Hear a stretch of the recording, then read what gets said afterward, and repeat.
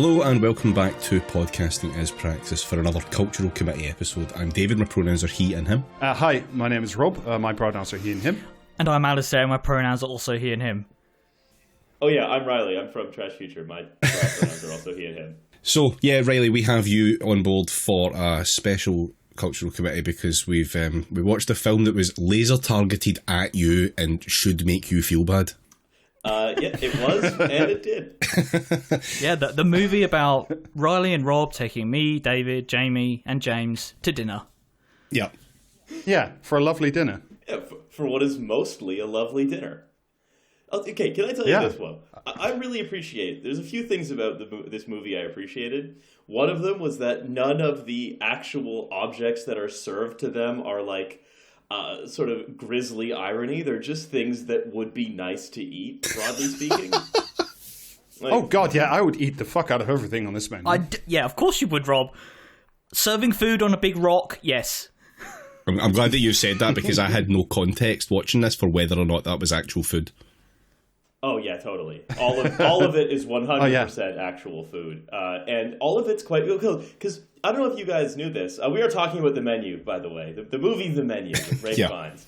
I don't know if you guys actually sort of clocked this, but like so many people who were involved in making Chef's Table were also involved in making this film.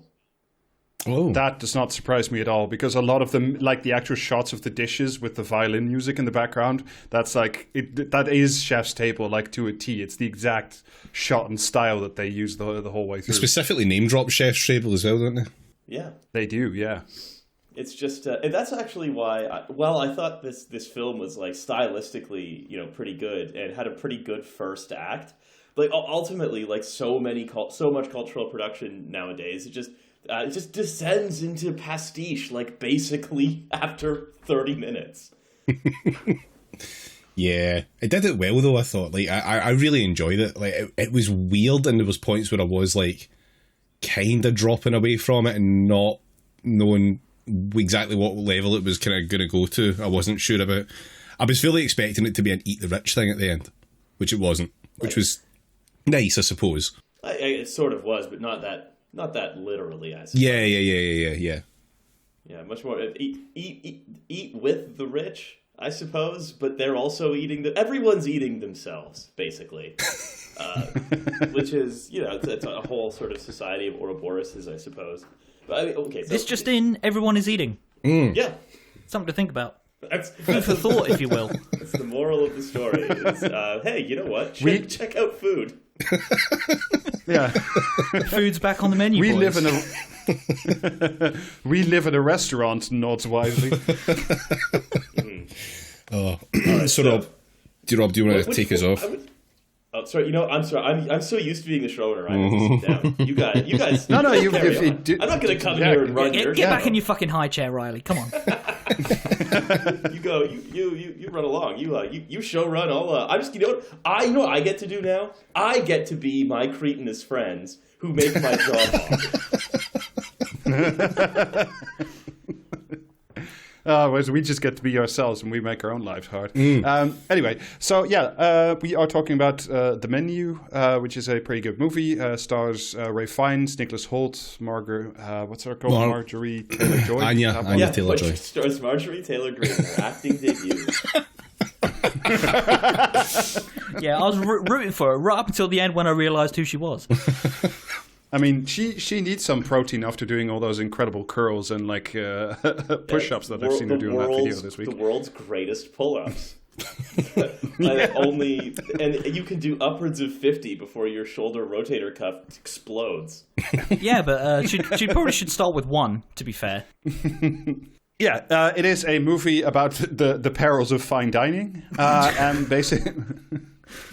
I'm just going to take you to the plot, and then we'll just talk some shit. And at some point, we're going to stop the episode. We're just going to keep talking, and then it's just going to cut off, and then the outro music's going to play, and you can all go home. Yeah, and then we're all going to be killed in a conflagration. Thank God. Oh, don't get David excited. Yeah. I mean, this disclaimer, this podcast is not you self-immolating after listening to this episode. Anyway, we open, or the movie opens basically with Nicholas Hoult, one of the invited guests to a very special dinner at Hawthorne, which is clearly like a very, very fancy restaurant, 3 Michelin star restaurant. I'm fairly sure it's modeled on Noma, Riley. I think it's Noma, right? With like a touch of El Bulli, I think. I mean, it's sort of a pastiche. That's the thing, right? Is all of these restaurants, as they actually exist in the real world, much like this is sort of a pastiche of Chef's Table, a lot of them are kind of pastiches of one another, right? Like when like when El Bulli, and there's even a bit of a reference to that, right? Because what El Bulli was known for, so for listeners who don't know, El Bulli was a no longer open Spanish restaurant run by the Adria brothers, and it was very, very popular for basically inventing what became known as molecular gastronomy, which isn't really that popular anymore. And that's like creating foams and emulsions and sort of reducing olives to an essence and then using alginate to turn them into like pearls and stuff like this, playing with the physicality and the form of the food. And that was like the main thing in fine dining for quite a while. And then what happened is when Noma kicked off, right? Noma started. Did everyone suddenly realize foam is really annoying? Sort of. Foam is actually really fucking annoying most of the time. I think that is actually what happened, especially also because. Hey, wait a minute! This sucks. Hey, you! He's getting away. This guy gave me a put down phone. that cauldron. But so what happened is that then this new, I think they sort of did what they could in the paradigm, and then it was just endlessly copying itself. There was nowhere left to go. And so Noma comes up, and it creates more of something like authentic, you might want to call it. When you say authentic, though, it's more like trying to highlight the simplicity of the ingredients themselves, right? So there's a lot of So go ahead. It's like nature-based versus chemistry-based, basically. Yeah, so there's a lot of foraging. There's a great deal of, say, pickling and preservation, and a lot less denaturing of the food and turning it into something else. But also, these trends are cyclical, right?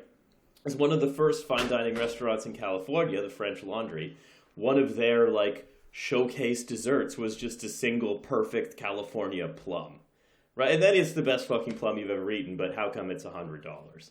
Things of that nature. So by the way, I'm still upset that I didn't get a reservation at the French Laundry when I was in California last year.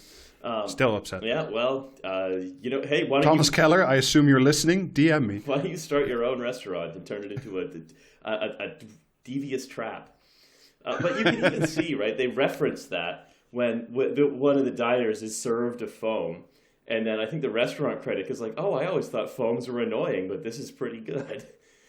So there is a bit of a nod to that. But this is all to say that this isn't really so much of a pastiche of Noma in particular, or or El Bulli in particular, so much as it's a pastiche of that entire category of place, all of which are pastiches of one another, which are largely designed to separate people with more money than sense from some of the money to bring it down closer to their amount of sense. So essentially we get to, or the viewer gets to experience a very special service at this very high-end restaurant. It's run by Ray Fiennes playing Chef Slowik. And basically the rest of the story goes as sort of a menu, basically. The sort of title cards. As Riley was saying, it all looks very much like Chef's Table, if you've ever watched that on Netflix.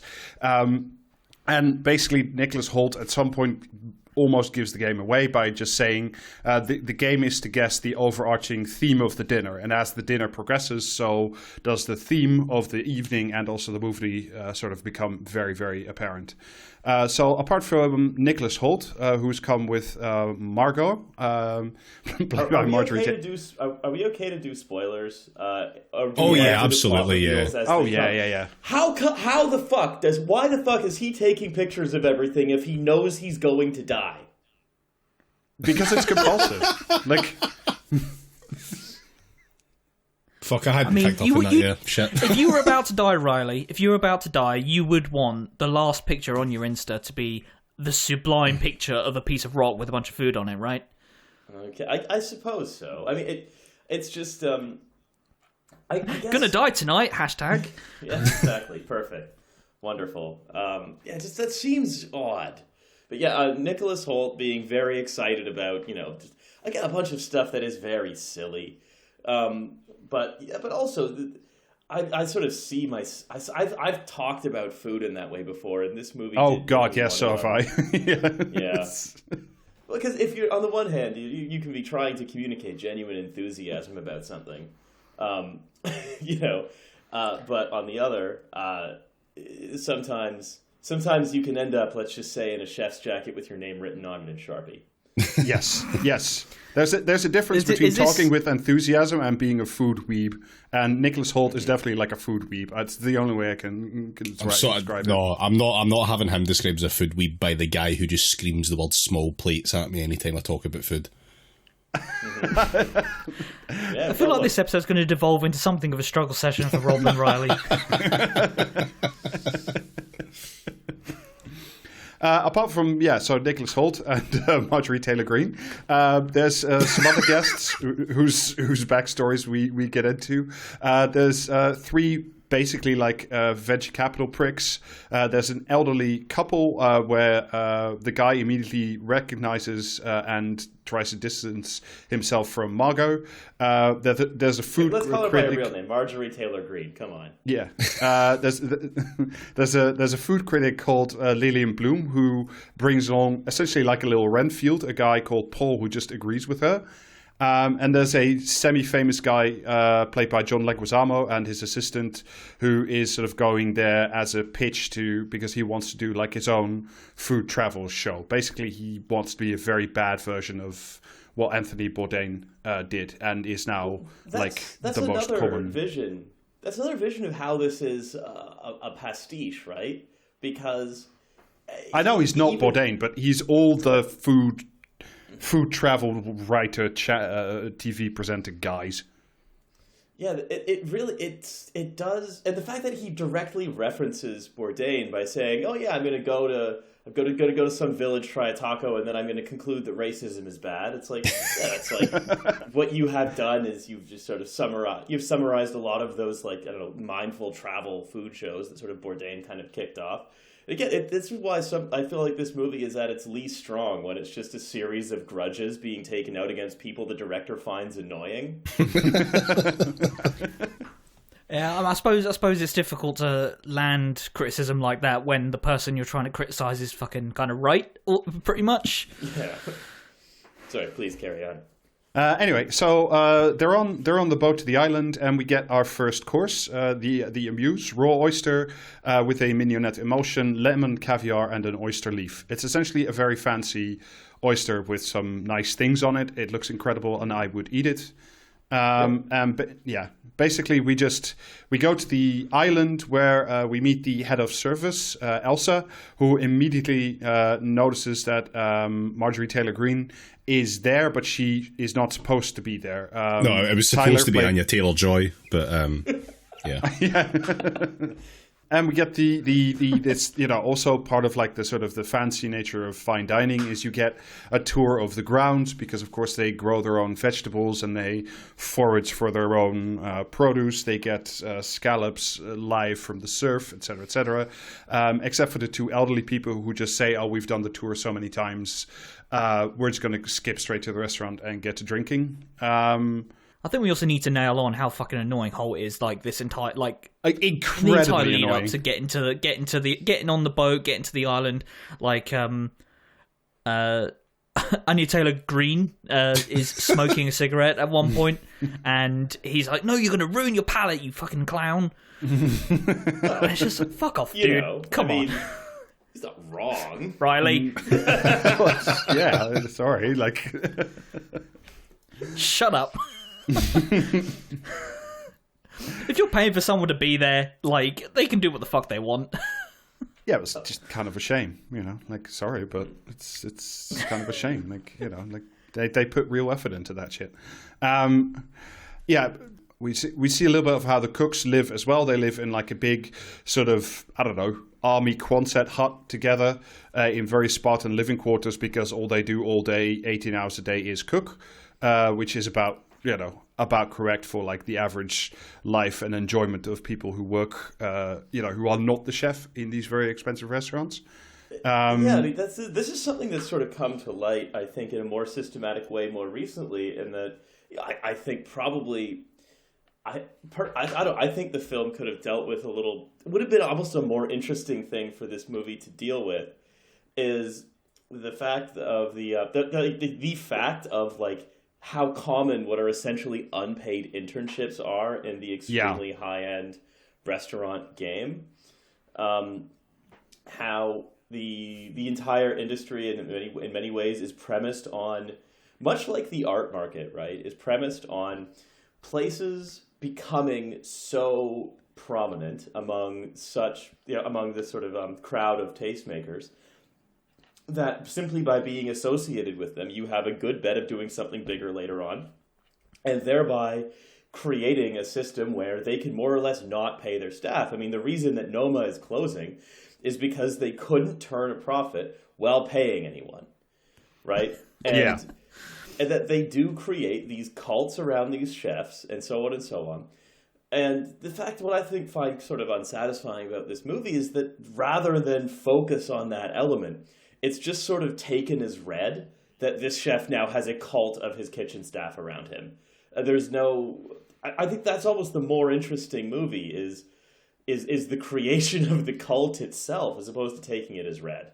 Yeah, I mean, there are like memoirs and stuff out there of people who worked at Noma and worked at El Bulli and that kind of stuff, where it's just like they want to work there so bad, and then they work for nothing for 6 months, and all they do is literally just like make very tiny drips of like lemon fluid or something, and then encase it so you get like fake caviar pearls, and you just do that for 6 months straight. I don't know if you learn much, but afterwards, like, there's investors around the block because you can say, well, I've worked at the most famous restaurant. So it's I agree with you. It was a bit, I mean, we do get to, like, I won't say meet, but like interact a little bit with like two of his sous chefs, but it's the rest of the staff is essentially like just a sort of a series of automatons that exist to do Ray Fiennes' bidding. Which, to be fair, the dehumanizing aspect and the army aspects of high-end kitchens is well attested to. That's also how they're designed. And, I think that it is part of the commentary, actually, that these people sort of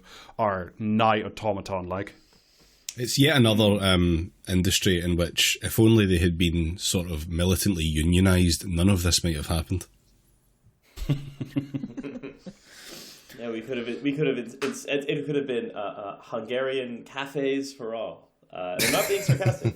I love those. They're so good. So we get another scene of Nicholas Hoult, Tyler, just being an absolute prick all over again, where one of the chefs, the sous chef, knows his name. When he asks a question about like a piece of kit, afterwards Anna Taylor-Joy says, "Oh, I noticed that you didn't ask for his name," and that's of course because Tyler is the super fan and he's not interested in the minions. He's only interested in the chef, like the quite literally the celebrity chef, the chef and the Gougars, right? Yes, very much. Anyway, we get to the amuse portion. Cucumber melon with milk snow and charred lace, served with what I thought was a very nice glass of Chassagne Montrachet Premier Cru. And we get exposed... I'm going to have to agree with David here. What? Do you not think that it was the right pairing? I don't know. Does it go with Buckfast? Yeah, why not? Fuck it. Sure. Yeah, Buckfast goes with everything. Yeah, Buckfast is like champagne. If you're at a loss to serve as a wine pairing, you could either serve Buckfast or champagne. I think that we could probably. Okay, look. There's only one wine region of France that's currently like growing in value and making lots of money, and that's Burgundy. So I think, and that's where this is from. So we can't do this plan here, but here's the plan, right? You know where is like valuations are dropping like a stone because it's very uncool? Bordeaux. Bordeaux is fabulously uncool. So they need a shot in the arm. They need something that's going to like reconnect them with the youth. So here's my idea. we get some of the best chateaus in Bordeaux. I mean, like Latour, Lafite Rothschild, the top of the top. We get them to release a caffeinated range, a hyper-caffeinated range of French tonic wine. Oh my god!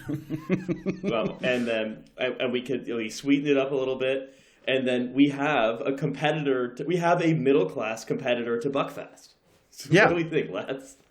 I think that's an think we're incredible gonna make idea. millions. If you want that West of Scotland market, what you do is just make a point of making sure that they're a different type of monk that puts all this together, and just create a little sectarian divide between the two.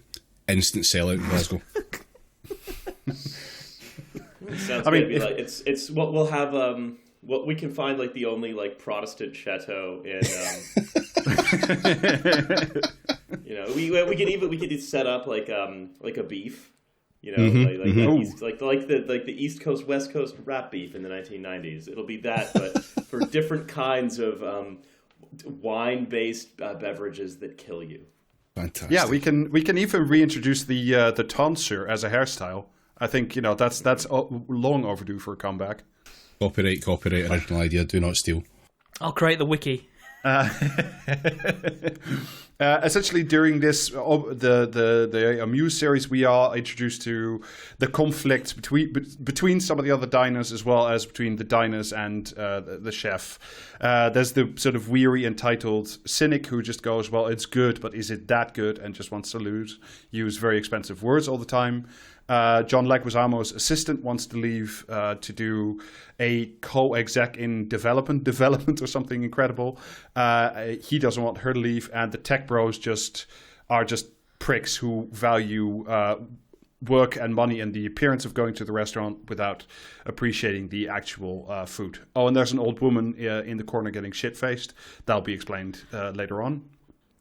And we get more incredibly fatuous statements from Tyler, Nicholas Hoult, saying that sports heroes, artists, none of that matters because it's only chefs that play with the raw materials of life and death, which is a really...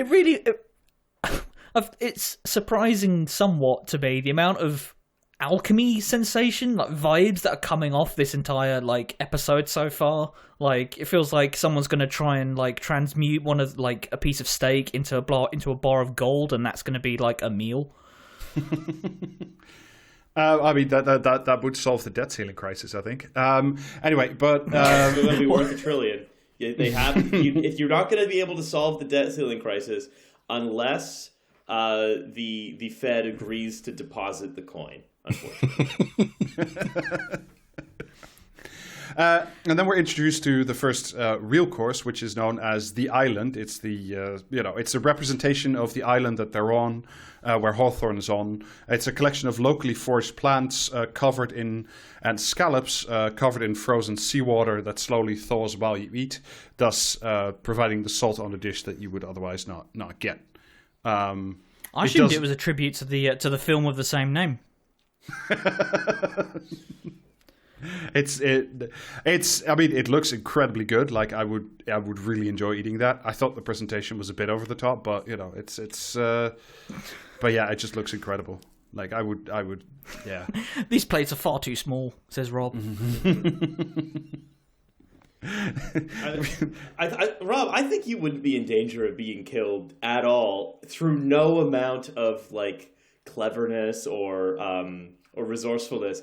He would just be unable to kill you because you'd come in and you'd say, "Oh, so could I swap this out, please, for some Buckfast and then a box of chips?" Okay, fine. I don't know how you got here, but fine. We don't have to kill you. Well, I mean, that is how you, as it turns out, how you escape this restaurant in the first place. And we get Ray Fiennes doing sort of an opening speech, and with a nice line in having very dead eyes and saying that the restaurant is not a place to eat but to savor and relish, but not to eat, because to eat is common, whereas to appreciate food is divine, basically. A sort of a weird little speech at which Tyler literally starts crying, which is incredibly funny. Followed by maybe the most abstract of all the of all the courses, the bread course, which is the course that is a breadless bread plate. Ray Fiennes explains that poor people throughout history have always eaten a lot of bread. The rich don't have to eat a lot of bread because they have money. And therefore, all the people who are there, who've obviously paid a small fortune to be there, like I think they stated it's like $1,250 a head to be at the menu. So they don't get bread. I did actually take issue with Ralph Fiennes saying that bread is for the common man in this scene, because bread is like famously like a very stratified foodstuff up until very, very recently, where we've had like industrialized, food production. Because like if you were rich in the like medieval period, your bread would be white bread because it is harder to make that stuff. Like you'd still be eating bread; it's still a staple food, and that just bothered me. Get your fucking history right if you're going to be a hoity-toity restaurant. Famously, there's never been a need to call for bread and roses. Boo, slow it. Yeah, also, take that. Also, the other thing, right, is that it's actually what's happened is that these there are three large staple crops that have, let's say, had not similar rises in popularity as they've all moved, I'd think, one clockwise globally. But what's happened is that a lot of ancient grains, remember this rises in percentage consumed, not an absolute amount, but there's been a lot of ancient grains, millets, and so forth were very popular in Africa and South America, or Sub-Saharan Africa and South America, have now become more popular in North America and Europe. Wheat has become extremely popular in East Asia, so Japan, China, Vietnam, etc., etc. And then rice has become more popular in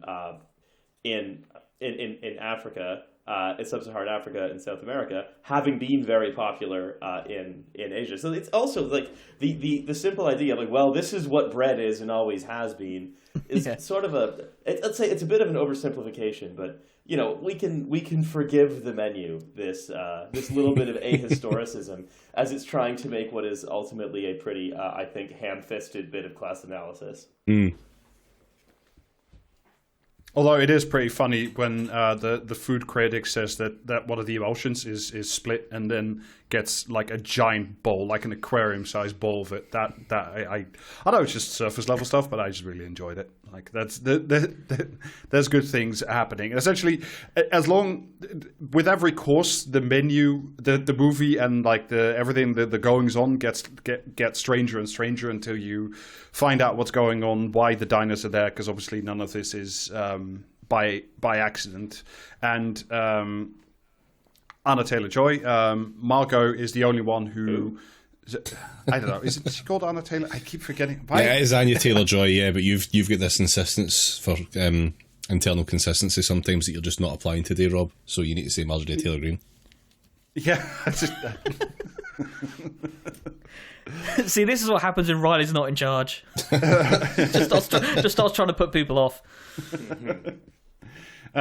She is the only one who says this is like a bullshit course, because literally it's just like a big plate with like 6 small bits of condiment that you would normally like dip bread in or something. It's I mean it looks quite good and I would still eat it. Fuck up, Rob. She's right. She's right. Shut up. They put a breadless bread plate underneath this big box with a stick underneath it, and Rob's like, "Oh yeah, absolutely, I'm going for that. I reckon I can get out in time." I can get the same experience by grazing at the condiment table at a Wetherspoons. Like, no, Rob, she's right. Yeah, I'm afraid, Rob. I think you're on your own on this one. I get pretty annoyed when stuff tries to be a little too clever. Oh yeah, me too. But I would still try it just out of interest. I don't think I would order it off the menu, but if it's given to you, like, I'm annoyed, but I'm still going to eat it. Yes, exactly. Basically, it is at this point that during the third course, which is a memory of taco night, house smoked chicken thigh al pastor with homemade taco shells, that things become a bit more obvious in terms of why the guests that are selected are there. So the restaurant critic gets laser printed on her tortillas, gets a long list of restaurants that have closed due to her bad reviews. obviously not very happy married couple gets their pictures printed on his taco of him with another woman. Of Nicholas Hoult, Tyler, there's little engravings of him taking pictures of the dishes, even though he's been specifically asked to stop doing that. John Leguizamo gets the movie poster of a movie called Dr. Sunshine, which is terrible, essentially. And the three venture capital guys are given prints of bank statements and wire transfers for the company they work for, whose owner is the billionaire sponsor and backer of the Hawthorne restaurant. Coincidentally, this is the course one of the courses on the menu that I found the most appetizing. Well, it's certainly one of the more. Well, also the other thing, the other ones. I mean, look, the beef one that comes later, like that looks pretty good. It's just the problem is it was accompanied with horror, and I don't consider a sort of jolting surprise to be quite as compelling. When I don't want to have a grisly reminder of mortality while I'm trying to eat something that really is a grisly reminder of mortality. Don't foreground it for me. This is the last one I could reasonably have enjoyed. But again, like if I were Chef Julian Slowik, what would I have printed on the sort of on the homemade maize taco thingy at all? Is I would have printed the poster for the movie Land of the Dead on John Leguizamo's taco and then given him a big thumbs up because Land of the Dead is a great movie. I would have printed in a near meta style. I would have printed the poster of the movie Chef, which is quite enjoyable with Jon Favreau, where he's so it's a different John. No, that's also John Leguizamo. Oh, there's Leguizamo and Favreau are both in it. Yeah, they're both in there. How have you not seen Chef? That's such a good movie. I had seen Chef. I was just disappointed because there wasn't that much actual cooking in it. Yeah, there was enough. It's just like there's one scene where he makes something cool, and then it's just like, all right, Cuban sandwiches. Let's make them for a couple hours. Like, all right, but those are so good though. Did you not want a Cabano after that? Well, I mean, look, if I'm watching a whole movie that goes for several hours, I don't want to be like, hope you're excited to see another Cuban sandwich being made. Guess what we're making? You know? I think, honestly, what have you got against the Cubans, Riley? Look, what you don't think I'm interested in seeing a Guzano sandwich? I know that the last real president of the United States died in Dealey Plaza that fateful day, and I will not be having a sandwich that honors those that murdered him. I have a strong feeling you're about to be hit with the Havana syndrome ray gun in the very near future. That gives you Cubano syndrome where you're really full. And cures the other ray gun problem. So yeah, match made in heaven. Your humors are balanced out in the end. Yeah, exactly. Holt just becomes incredibly weepy, and he wants to go to the chef and beg for forgiveness for taking pictures of the dishes because he's the number one food fanboy in the room. After which, Marjorie Taylor Greene just says, "Look, you're just being a big weirdo," and has a fight. Then goes to the bathroom to have another smoke with the window open, which is just incredibly good. Yep.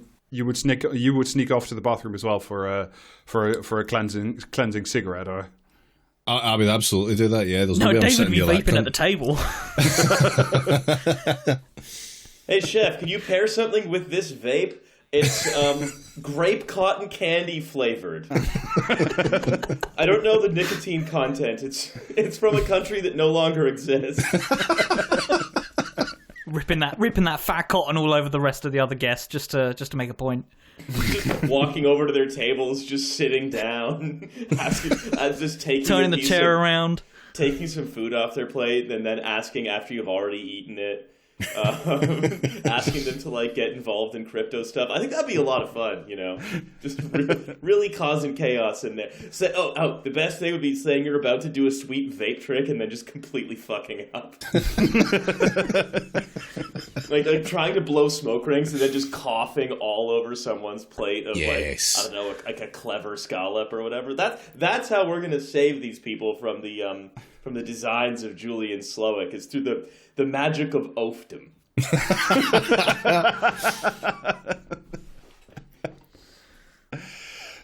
So it's the fourth course. Riley was already alluding to it. It's when it's called the mess. Pressure cooked fillet of beef, roasted vegetables, bone marrow. It looks incredibly good with a nice glass of Cabernet Franc. So this is where this is where I start taking issue with some of the pairings here. Yeah, you said it was a pressure cooked fillet, right? Yeah. No, you want a Merlot with that, not a Cab Franc. You don't want to double down on the herbiness. You want to have a more sort of plummy sweet wine, or you're gonna be duplicating your flavors. Wrong. I have a feeling that the sous chef should be shooting Riley in the head first and then himself. Whatever. I'm gonna die soon anyway. I'd rather die right.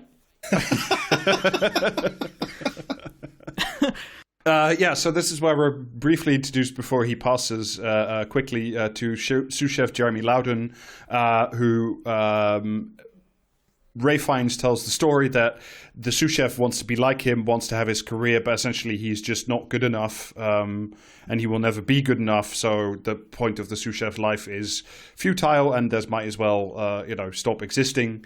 And as Ray Fiennes says, there is no way of avoiding the mess. Essentially, that comes with trying to please people you will never really know and trying to achieve perfection, which doesn't really exist. After which, sous chef Jeremy takes a gun and ends his own life in the middle of the dining room. After which, a light amount of panic sets in. I think for and the rest of the restaurant crew tastefully wrap him up in the tarp that he was helpfully stood on top of.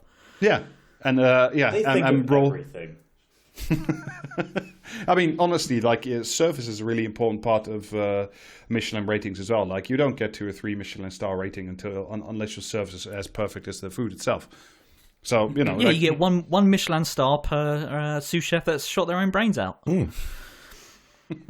No, it's also about repetition. Like, you need to have the exact same cloths and the exact same attention to dinner. Yeah, if you get the every time the inspector comes. If you can get the blood stain in the exact same pattern, that's it. Like, you're a shoo-in. Yeah, exactly. Like, it's it's not about incidental good cooking. It's about consistency over time. It's one of the things that the Michelin Guides rates very highly. So maybe this happens every night. So essentially the sous chef kills himself, and then one of the elderly couple, the man tries to leave because he says, I'll just call a helicopter, is stopped by, I think, the waitstaff, and has his finger cut off from his hand because, he's not playing along with the games of the menu. And basically everybody sits down because they realize that they are sort of trapped in a situation they are never going to be escaping from anyway. So they cease to try to struggle quicker than you would assume, than maybe you yourself would, given the circumstances. I don't know how much look. I don't know how much struggle it. Look, hey, I'm gonna start again. We all know the test of the Gom Jabbar, right?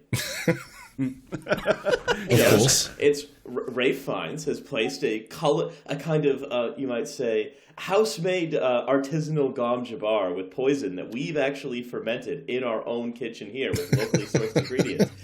And if you place your hand in this box of a really creepy dinner, then you must simply be calm and wait for the time when the time is apt to pull your hand out of the box. Otherwise, I'm going to kill you with my creepy dinner. And I actually think that, if any of them were smart, they would have reacted similarly, just, waiting for their time to strike, which I suppose is sort of what Marjorie Taylor Greene ended up doing. What good talking I'm doing. That's what Marjorie Taylor Greene ended up doing, was sort of passing the test of the Gom Jabbar. So I guess we also found out that Marjorie Taylor Greene is the Kwisatz Haderach, which I sort of suspected the whole time. Mm.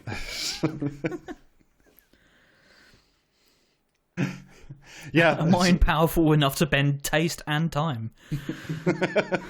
Yeah, they have a perfectly blue tongue.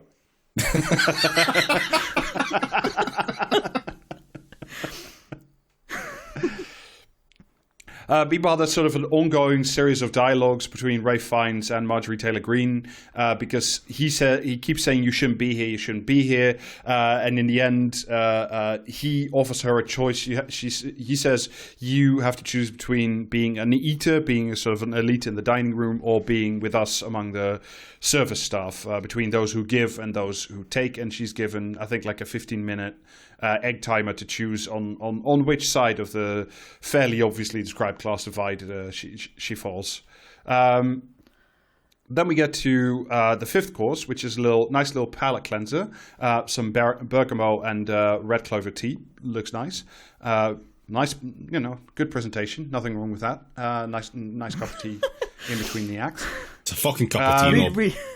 No, it's not just a cup of tea. Like if you have if you have like you can't just like if you just have like a PG Tips or something, it wouldn't work because it's not cleansing. You're just introducing like a lot of bitterness and maybe sugars, and whereas what you want is something to help digestion and sort of ease you into the next course. You don't want to have the wrong tea after someone just shot themselves in the head in front of you, do you? Like it just really fucks up the vibe. Yeah, like what would go well there though?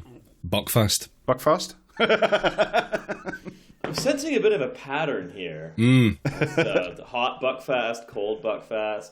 We've used some agar to gelatinize Buckfast into a shape of a Buckfast bottle. We've actually, what we've done is we have denatured Buckfast so it's clear, frozen it, and then we have shredded that frozen denatured Buckfast onto a deep fried Mars bar. It's the Scottish Michelin starred restaurant. Fucking A, here we go. Kidding. I know there are Michelin starred restaurants in Scotland. Yeah, but none of them serve that for some fucking reason. Yeah, it costs upwards of £15. Essentially, then we get to a full explanation by Ralph Fiennes why the diners are there. Essentially, for various reasons, they are all meant to die at the end of the dinner because all of them represent facets of everything that is wrong. Variously deserve it. Yeah, they deserve it for various reasons, and they represent various aspects of why modern dining is insufferable, and also why Ralph Fiennes' life and that of his kitchen staff is insufferable, and the only way out is to sort of collectively die to expiate their sins.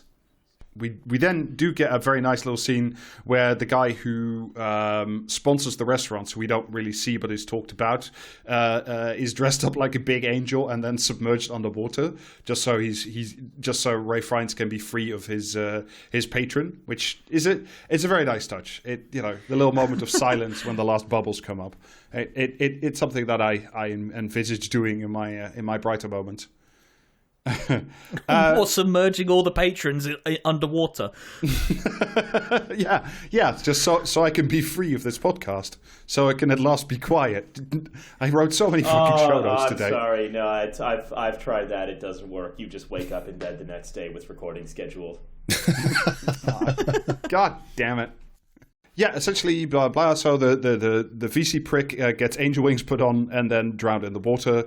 There's another failed breakout as the Veg Capital guys and John Leguizamo try to throw a chair through the window. Turns out the window is bulletproof, so... Damn, they thought of everything. And we finally have sort of an almost resolution between the question of Margot. What is she actually doing here? It turns out that Margot is actually a sex worker and has been hired by Nicholas Hoult for the evening because he needs a date. And she knows one of the other patrons in the room from a previous experience, and they have a sort of, I don't know. It's again, this is a bit of very like crass, us and them class analysis. There are the people who serve the wealthy in all respects, and there are those who take. It's the same sort of dialogue. It's I don't know, child level dialectics that's been playing throughout the movie. It's fine though. Yeah, it's pretty good. Like I'm not. Yeah. And it was like, I mean, it was very we weren't subtle. expecting to get. I was gonna say we weren't exactly expecting to get like a fillet of beef on top of like a copy of Capital, were we? Well, maybe you should start that restaurant. Yeah, if you can like laser edge tacos. Marx had failed to consider the the serving method of serving on sheets of capital. Yeah, the entire brigade all fucking done up in linen coats, sweating their tits off to get the meals out. Yeah, opening a restaurant where you just only serve chapatis with like bits of the Grundrisse laser etched on them. I think we could go somewhere. Then we get to the sixth course, which is called Man's Folly. Basically, it's a little excursion outside. It's a little run in the woods. It's presented by another sous chef, Catherine Keller.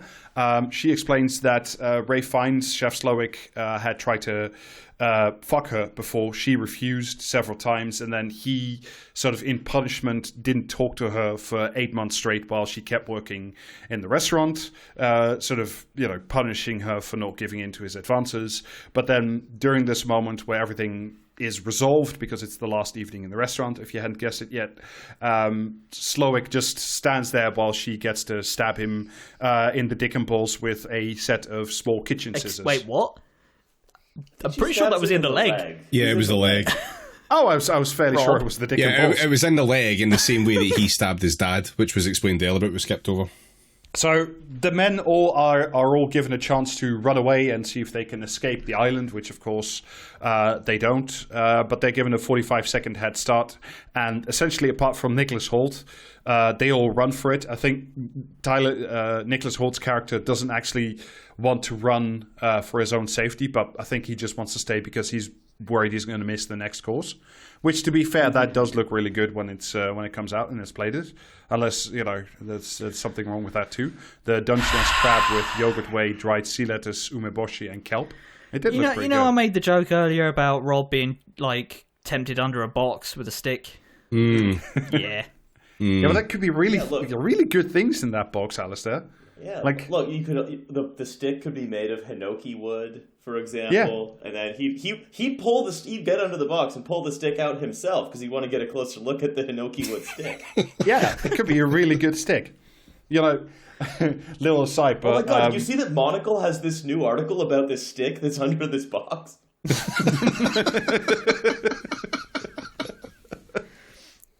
Although I will say, it not in my defense, but right before Christmas, my partner we have a dog, and my partner wanted to get the dog something to stop him from chewing on quite so many things. So my partner ordered the dog a stick, and it's made from it's a piece of old German vine. Apparently, that's really good for dogs to stick on. For dogs to chew on, because it doesn't splinter so much, so there's no risk of him being injured. So now our dog chews on a €10 stick of old German vine. And how are you enjoying the stick, Rob? It's really nice underneath earthy tones, this box. Yeah. So the men try to run for it. They all fail. The last one who to get caught does get a very nice little intermission. The play on the passa egg, which again, I wouldn't mind eating. It's not my favorite thing, but I take it. The good boy always gets his dinner egg.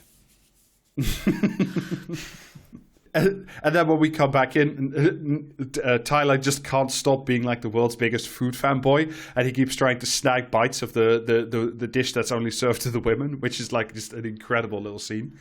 And this is where we find out why Tyler is there, because that hasn't really been explained before.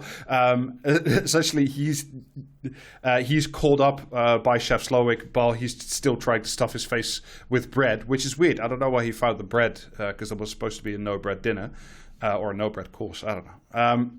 But he was invited 8 months before, but with the express statement that if you come, we will kill you at the end of the meal. But this his original sounds like a commentary on the one time that German guy was like, "Yes, please come, eat my penis, and then kill me. This is going to be very satisfying. I've taken that out in the classifieds in order for someone to do this." This is just a version of that, but with a few more, bells and whistles. We like to elevate a dish. Well, I mean, with I think the small snag there is that in that case, I think both the man who was giving dinner and the man eating dinner were sort of both in on it. It seemed quite voluntary on both sides.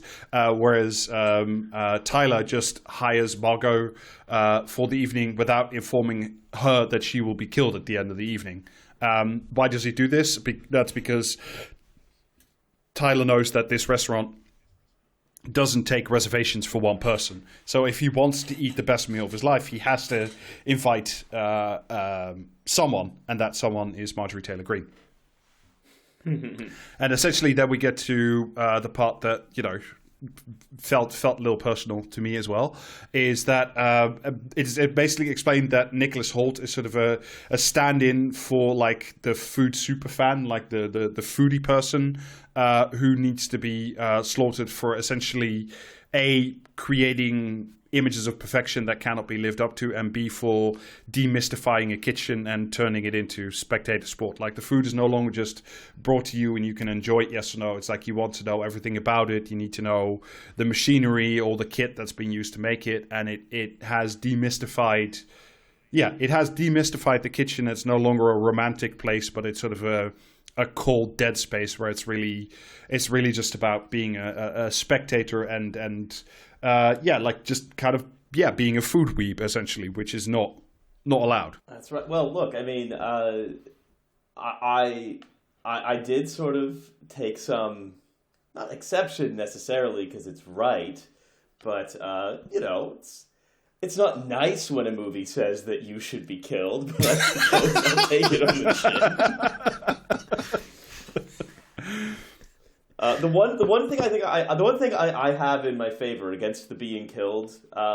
So being killed, there's lots. Not being killed, I do have that. How I came to my love of this kind of thing was through working in kitchens. Oh God, you did that too? Yeah, no, that's. Oh, so you both got the same brain disease. That's good to know. Some prion that you pick up when you're handling raw chicken or quail or I don't know, scallops. I don't know. Yeah, it's what happens when you wipe some sweat off your forehead with raw chicken and quail, and then a little bit of it drips. It infuses into your brain through the skin. And then the next time you see someone be like, I have taken this olive and rendered it back into a tree form, you just clap like a stupid little baby fucking seal. Yeah, but I mean, just think of the effort that went into that. Like, how was that done? I mean, there are important questions that need to be asked. Are they? Yes. Shut up. That was the most strained yes I think we've had yet. Yeah. That one will be getting clipped as well. I did really appreciate the true degradation of him putting the jacket on and then having, as Riley mentioned earlier, having his name written on in Sharpie. just to really hammer it home just how much of a piece of shit he is. Yeah, that was good. I really the entire scene watching him fucking having to cook and just be nice with you want leek, shallots, lamb and some butter and then just fucking it completely. That was real nice. I mean, to be fair, that is the fault of a lot of modern foodies, is that they want to talk about the food and watch the food shows and watch Chef's Table. They don't actually want to put the hours in and learn how to do some things for themselves. And quite frankly, that's enough of a reason for less Chef's Table, more kitchen nightmares.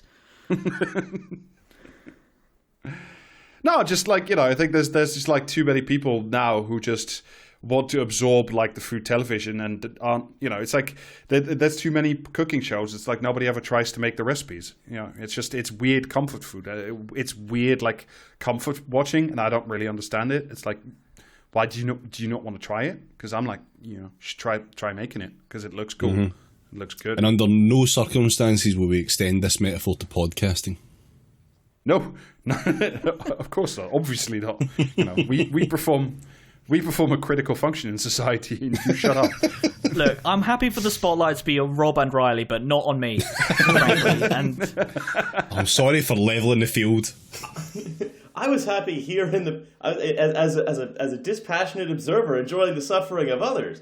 The fact that I have now been made to take center stage in this kangaroo court seems somewhat unfair to me, a mere country observer.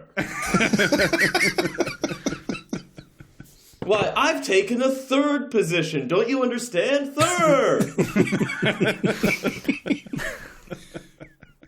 No, you cannot see it.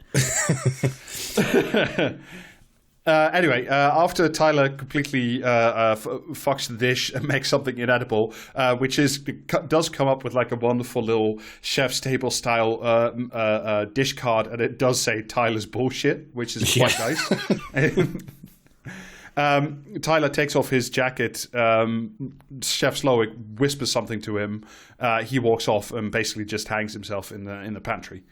There's some other stuff that happens that it's not really worth getting that much into. But it does turn out that, as a nice little touch, John Leguizamo, because his presence hasn't been explained before either, he's just there because the ship movie that was imprinted on his taco, Dr. Sunshine, was the one that Slowik saw on his only night off in months, and he just thought it was a really shit movie.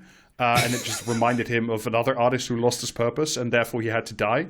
Which, Man, I think...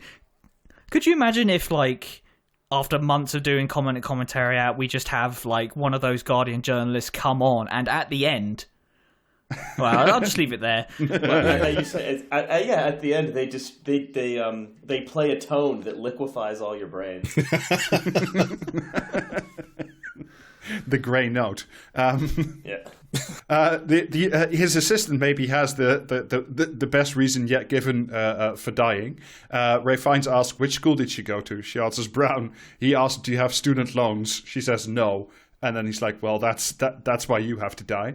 Oh, there you go. Asked and answered. I mean, that's seems fair in anything.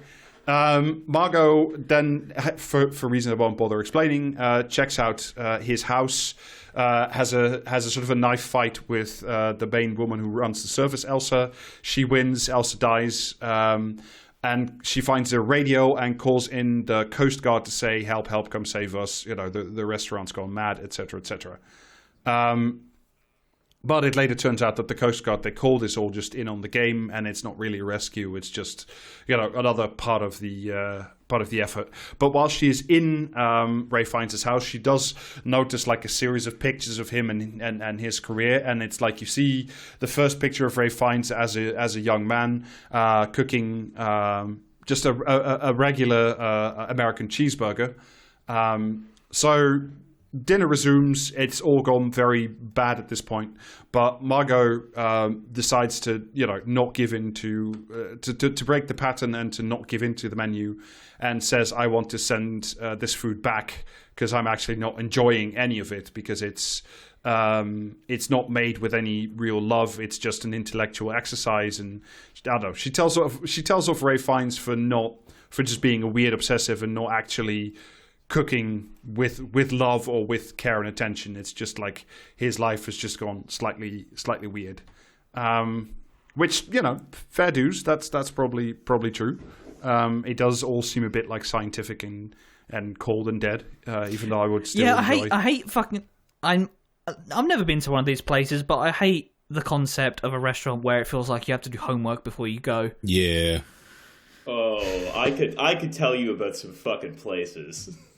Well, we have some time. Go for it. I went to one where they give you like a little dictionary of how they define different words. Like, so for them, menu is a chronological arrangement of experience, that kind of thing. Oh, and, you know what it is? It was so annoying, but I was like, you know what? I'm just going to take this at face value, enjoy it for what it is. And it was actually much nicer when I just sort of allowed all of this sort of weird intellectualization to just kind of wash over me. And then I was like, oh yeah, okay, fine. Cool, I'm not going to... Because if you try to grapple with it, it's like you're wrestling with a pig, right? You both get covered in mud, but the pig enjoys it. So, just be like, oh, hey, cool. You've presented the first course as a folder of dried leaves, but one of them is a candied sage leaf, and you presented me with a small amount of cultured butter with a stick that I'm to apply to the candied sage leaf. And the next course, you don't believe in plates, huh? On every table there's a sculpture made of broken plates to show how much you don't like plates. This one. This is like a disc of beef carpaccio served on a freezing cold brass doorknob. Delicious. The next course, it's a plaster cast of a human face with caviar and roasted pine nuts in the eyes that you scoop out with a bit of apple brittle. Okay. Yeah. All right. Cool. Again, I'm not making any of this up. This is all No. I believe you. When I was watching this movie, I had a big bowl of chicken nuggets. I'd just come back from doing the Trash Future stream, so I turned it on at midnight. No, God. But, it's yeah. For me, the most annoying thing is when you go to these types of places and it's like the waiter spends like 15 minutes explaining every course. And it's like, I'm interested, but I'm not that interested. And also everything's just going like cold and miserable. And I want to talk to my partner and, not you. Yeah. Not all the time.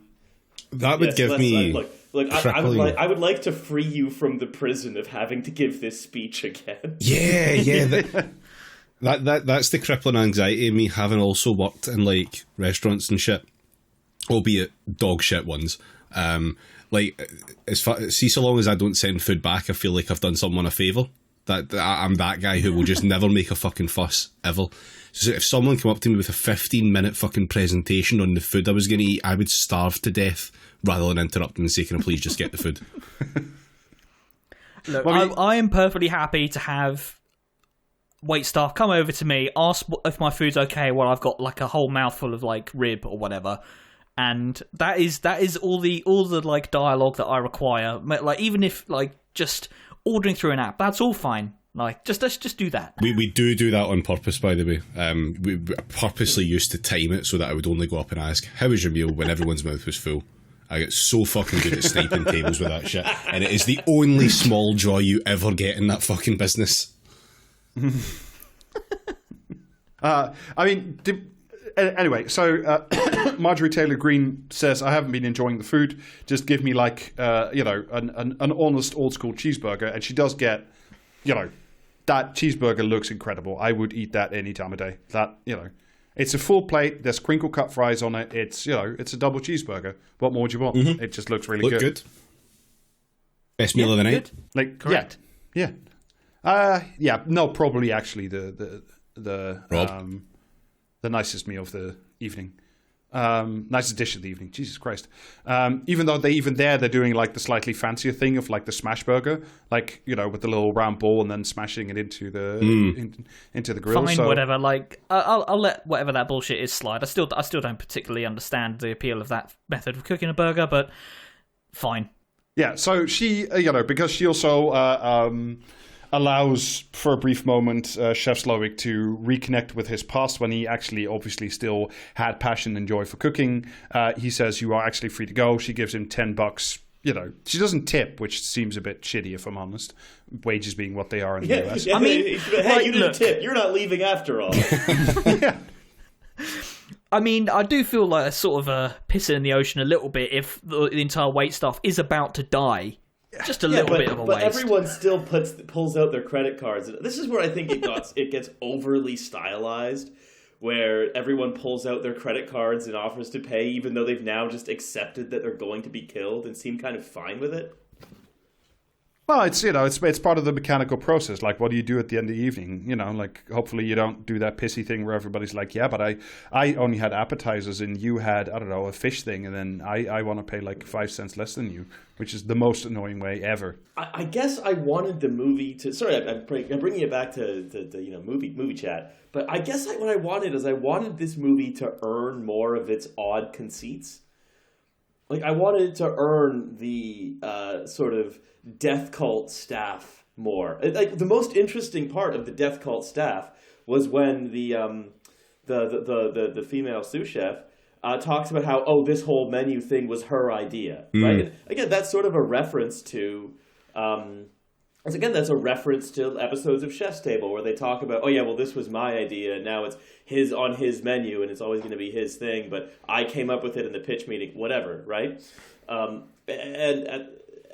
In fact, that's the most interesting, because rather than just being automatons, they are people who are choosing to be automatons. That's an interesting thing to explore. Also, like, we don't really get the moment where the customers break and accept and seem to be happily accepting their fate. They go from whipping chairs against the wall to just deciding that, you know what, it's best that I'm killed by this fucking weirdo. Yeah. Or even like, I deserve to be killed. Yeah, and I feel like they don't earn it. It just flips to being the case when it's convenient for the film. Like, it's an enjoyable movie to watch, but I felt like as it becomes more cartoonish, it feels like it becomes more cartoonish at moments where it's convenient, as opposed to in ways that feel earned and natural. I would agree with that. That's yeah. I think they do try and address like some of that in the film as it is, but yeah, they don't do it in a good enough way. Like, why don't the customers simply use horrific violence to escape? And like, well, they've been shown that if you put any sort of effort into escaping, then violence will be inflicted on you, and everyone just goes, well, that's fine then, I just won't try that. And yeah, that is a bit kind of not great. Mm-hmm. Yeah. I don't know. I think it's the moment where they all seem to accept their fates. We don't get, because we go from not accepting their fates to accepting their fates, but we don't get the moment where they break. That's the interesting moment. Yeah, no, they do kind of weirdly like gloss over it. But then like Marjorie Taylor Greene has escaped. She's on the boat. She's enjoying her cheeseburger. You know, she's the only person who comes out of the movie alive and is around to do pull-ups later on. Anyway, everyone left in the room has essentially like accepted not only that they're going to die, but their guilt and, you know, their part in ruining Chef Slowik's lives and ruining the lives of the staff and everybody else in the room, essentially. So we do, I still don't know how to feel about this ending scene, because it is so wildly over the top and strange, but it's also just stupid and very, very funny. I did enjoy all of the hats. Yeah. The little essentially Chef Slowik gives a little speech about like that the most like over-engineered chemical worst bit of food is the s'more, because it's just bad chocolate produced under slave conditions, industrial little crackers, marshmallows, which are just spun sugar with chemistry, but they are transformed by the magic of fire. And whilst I did feel it was a little weird for him to get so like no ethical consumption like right now of all times. It comes out of fucking nowhere. Yeah. I mean, I will say, though, because, like, but he is right in the sense that, like, the individual ingredients of a s'more are pretty horrendous. But when you put them together and you eat them, you know, next to a fire, they are incredibly good and tasty. And I really want one right now. Like, they're so good. I had them a lot when we were in the US last year. It was so nice. They're so good.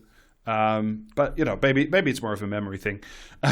So you get a combination of, like, a sort of another high concept restaurant that does this as like a dish where the dessert is like something called like the mess on the table or something, and there are no plates. They just like smear sauces and cookies and crumb things all over the table. That's just from Chef's Table. That's just a scene from Chef's Table. Yes, it is. This is when I got sort of also annoyed at this movie, because again, it's all they're doing is pastiching this shit together, slapping a bit of very thin class analysis on top of it, and then saying, what if it was bad? What if it was evil? What if it was evil in ways that we're not really going to explore the ways that it's actually evil, or not that deeply? It's not going to be foregrounded. What if everyone is making a very shallow aesthetic choice, and what if you're all going to be punished for your ultimately bad aesthetic choices? Because you've chosen to do the bad consumption under capitalism. You've chosen to patronize this restaurant without really experiencing it. You've chosen to engage in this thing that's, you know, that's very exploitative, and you don't even have the decency to say thank you, etc., etc. It seems to really focus on and you don't even have the decency to say thank you, rather than the actual central thing they could have focused on. It was that was the moment where I kind of my annoyance with this film actually did otherwise like a finely executed movie just annoyingly pastiche when they were like, oh yeah, and we're gonna kill them with a scene from Chef's Table. Yeah, but you gotta admit, like the sort of Colombian necktie style where everybody gets like a big collar of marshmallows fitted on them is very funny. Like just purely as a visual, I just enjoyed that on a purely visual level. I was just like, I don't care how cheap of a ripoff of Chef's Table this is, but just like, well, it's not even a ripoff of Chef's Table. It just is Chef's Table. I tell you what, though, I would very much like one of those hats that is just a big Rolo. Yeah, I think we could all agree on that. Yeah, a big Rolo fez, that'd be all right. Yeah, so essentially, the restaurant goes up in flames. Ralph Fiennes sets himself on fire. The staff dies. Everybody dies. Marjorie Taylor Greene is sitting on the boat watching the restaurant explode. The end. And also eating her burger, wipes her mouth with the menu, with the literal menu. Yeah, exactly. So, you know, that's the menu. Riley, thank you very much for dropping by and, you know, exposing your annoyances, enjoyments, and also your personal sins with us. It's been a treat. That's what podcasting is for.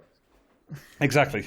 And I think that all, I don't know, do we want to do plugs and things? I have something to plug. Oh, yes, of course. To plug. I'm plugging. Damn it. You may know me from my podcast, Trash Future, but we just realized something as a podcast, which is that some combination of me, Alice, Devin, and Milo sometimes have been doing a Twitch stream where we just like watch and riff over YouTube videos on Mondays and Thursdays that we have forgotten to advertise on the podcast once ever. For years now we've been doing it, and we have just never mentioned it before. So come check us out on Twitch on Monday and Thursday nights from 9 to 11. Yeah, maybe you'll get to watch a blank screen of our Twitch when we forgot to turn it off. Oh yeah, pro stuff as always from this podcast. Yeah, do check it out. Check out Trash Future and all other associated projects. And yeah, you can get us patreon.com/praxiscast. You can see us on Twitch as well, which is twitch.tv/praxiscast. And you can get merch at praxiscast.tmail.com. And with that, we will see you all. Yep. Goodbye. Cheerio. Cheers, everybody.